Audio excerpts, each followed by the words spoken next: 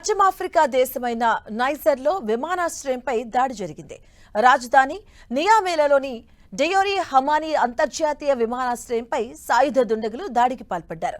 విమానాశ్రయం సమీపంలో ఉన్న సైనిక స్థావరాన్ని లక్ష్యంగా చేసుకుని దాడి జరిగినట్లుగా తెలుస్తుంది. భద్రతా బలగాలు దుండగుల కోసం విస్తృతంగా గాలింపు చర్యలు చేపట్టాయి. ఉదయం ప్రార్థనలు ముగించుకుని వచ్చిన స్థానికులు భారీ పేలుళ్లు, కాల్పుల శబ్దాలతో భయాందోళనకు గురయ్యారు. ఈ కాల్పుల ఘటనలో 35 మంది మరణించినట్లుగా సమాచారం. కొందరు దుండగులను అదుపులోకి తీసుకున్నట్లుగా తెలుస్తుంది.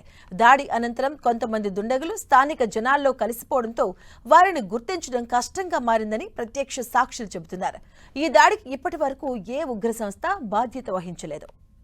5 నెలల వ్యవధిలో ఈ విమానాశ్రయంపై దాడి జరగడం ఇది రెండోసారి.